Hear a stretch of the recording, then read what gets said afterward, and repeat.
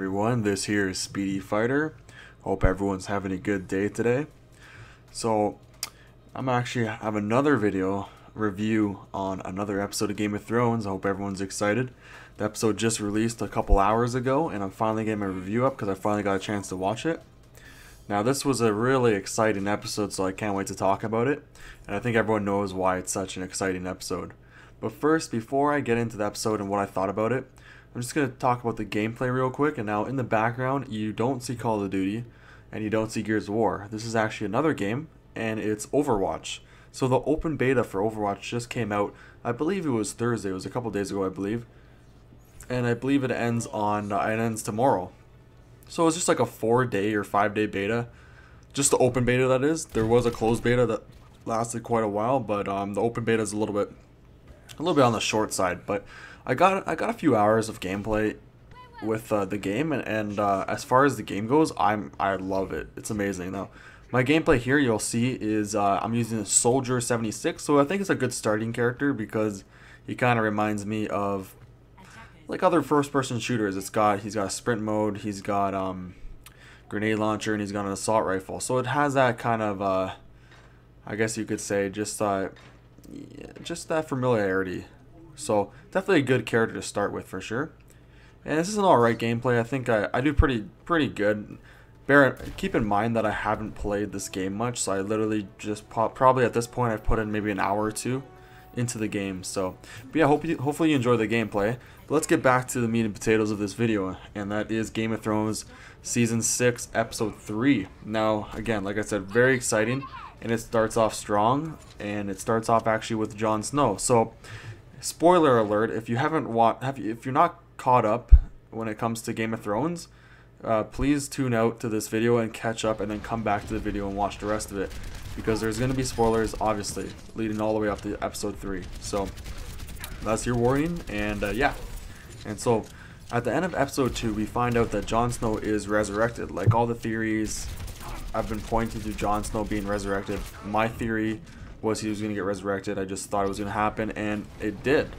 Now, I did assume that there's a chance that maybe it was like a dream that he woke up in or whatever. That's not the case. Jon Snow is back, and he seems to remember everything. He remembers that he was stabbed, and you could tell that he knows there's a bigger fight up ahead.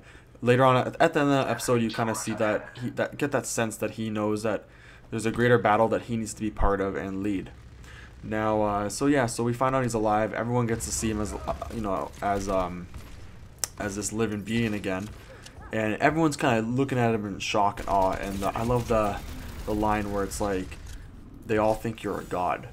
And so I thought that was great, and that's actually kind of a humorous moment too, where he's like, I think you were a god, but he's like, but then I saw your pecker, and I'm like, yeah, there's no way a god will have a pecker that small. So I thought that was pretty joke. So there's a little bit of humor there, but yeah, it was really nice seeing like Jon Snow, reunite with his friends and the reactions. And everyone watching, including myself, was just excited just to see that happen.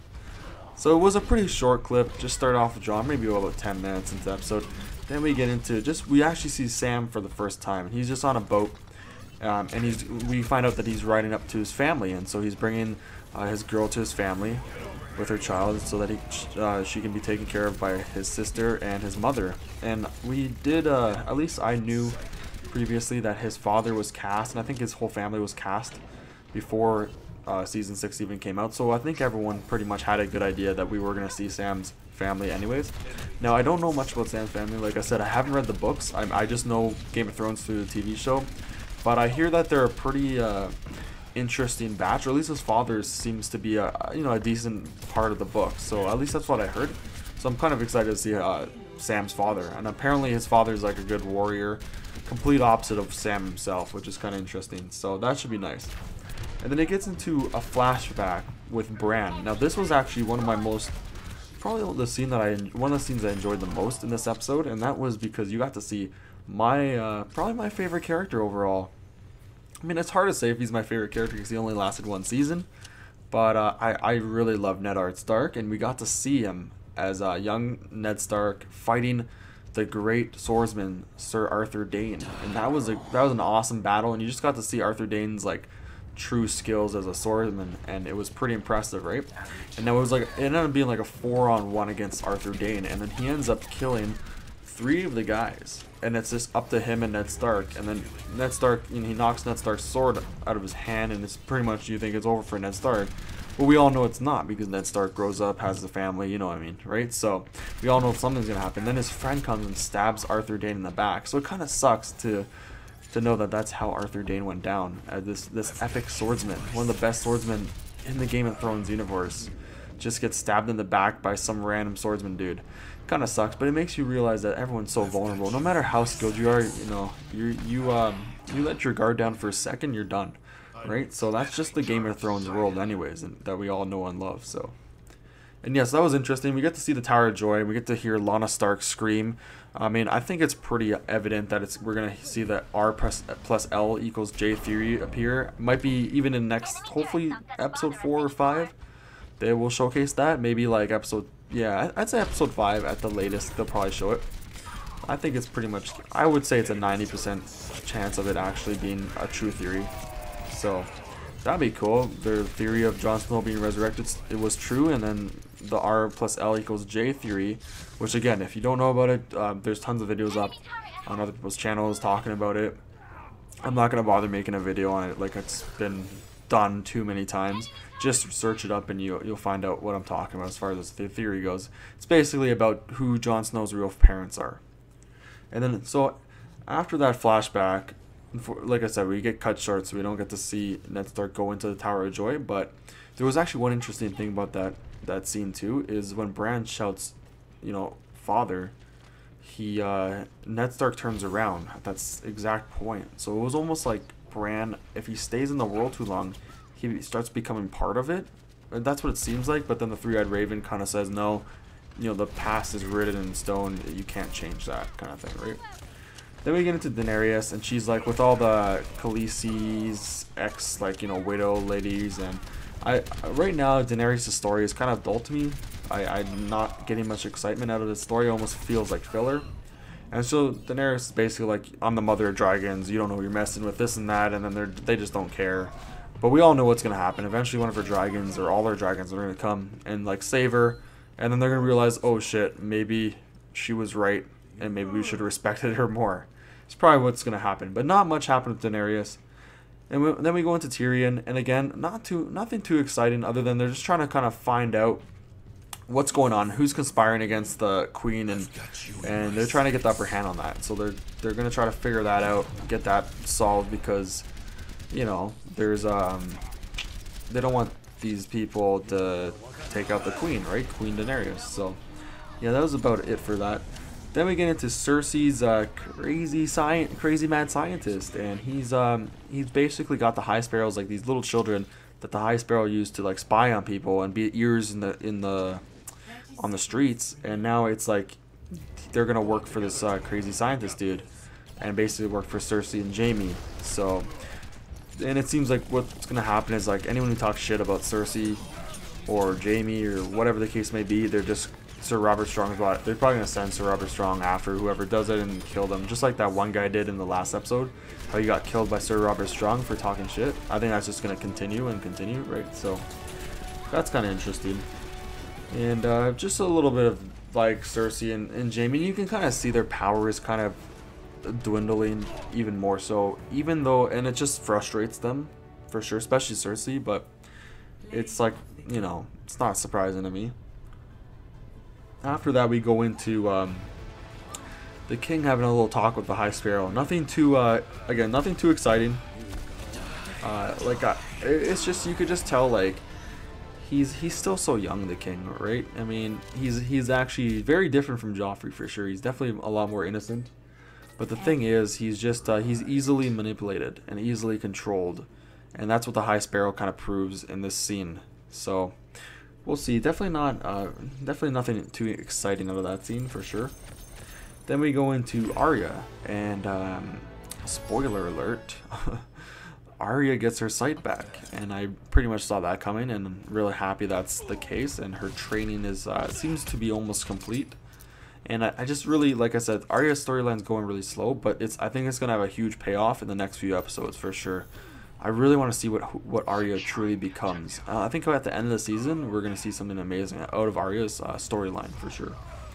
And you know, I just felt like there was hints to maybe the Hound being alive. I don't know why. I just got these hints. Now there's theories about the Hound being alive. Again, not going to go over those, at least not in this episode. But yeah, there are theories out there, and I just for some reason was getting this vibe that they were like hinting at it. I don't know why. Maybe you guys out there were getting that same vibe. If so, leave it in the comment section. But yeah, I was getting that vibe, and I hope it's true. I hope the theories of the Hound is true for sure. And then this is probably the most exciting, not in a good way, but probably the most shocking part of the episode. There wasn't nothing too shocking. I mean, we just came back from Jon Snow, you know, being resurrected, Roose Bolton getting killed by Ramsay Snow. Like, those two scenes alone were just insanely shocking. I mean, it's hard to, you know, you're not gonna have like crazy shocking scenes in every single episode. You know what I mean? Game of Thrones is good at that, but they're not, you know, they're not gonna be able to do that every episode, right? But this was probably the most shocking scene, and I kind of had a feeling this was gonna happen, because I knew Ramsay Snow needed something to win the war against like Jon Snow and the Wildlings, because he has no chance against the Wildlings and Jon Snow and the rest of the Night Watch. But so I thought there was gonna be something to it, and then we find out that Rickon Stark has been captured, and now he's been given up to Ramsay Snow. So now Ramsay Snow is in charge of Rickon Stark, and I'm really worried because he's still kind of young too, and it's just another Stark, and I just hope to God the guy doesn't get like tortured or something like that. You know what I mean? You know how crazy Ramsay Snow is. So, and that smile, man, that fucking smile just pisses me off. So, but yeah, so Ramsay Snow has captured essentially Rickon Stark, and they killed his direwolf, which really pissed me off a lot too. I mean, can we not have these direwolves die, or just don't show it, please? Man, I have a soft spot for animals, so don't show that shit. But they did. So his direwolf's dead, obviously. And yeah, that's a big turnaround in the series, because Jon Snow. I mean, obviously he has no idea about this whole Ramsay Snow thing right now, but he's gonna find out soon, and this gonna make things a lot more difficult for Jon Snow. That's for sure. And then finally we end with, I think, a scene that was obviously, since we know that Jon Snow got resurrected, this scene would just had to happen, in my opinion, and it was very satisfying. And I think I mentioned this a couple times. I hate Ollie for what he did to Jon Snow. That was the biggest backstab piece of shit move possible. You know, the other Night Watch guys, like, that didn't shock me all that much, but when it was Ollie that came out there and did that, really pissed me off a lot. And I'm sure it shocked a lot of people, and a lot of people I know hated on Ollie. He became like the most hated character, probably, or most hate. I don't know if he's the most hated character. I think Ramsay Snow's still a little bit ahead of him as far as like characters that are alive right now, but he's definitely second place to Ramsay Snow right now for sure. And so yeah, but then we find out Jon Snow ends up hanging Ollie and the other traitors. You know, he hangs them, and I just think that was something that needed to happen, and I was really happy that happened, and it was just a satisfying scene in that sense. But the main thing that came out of that scene was Jon Snow says he basically gives up Castle Black.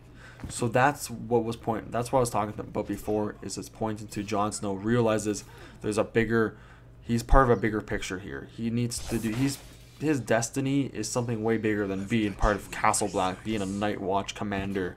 And he knows that now that he's been resurrected. So we're going to definitely see a more intense, epic Jon Snow. I really feel that way. So yeah, anyway, so the episode was a really good episode overall. I mean, nothing too insane. A couple like interesting stuff, like Ned Stark versus Sir Arthur Dayne. I thought that was a great scene. I also thought Arya's scene was interesting in a sense.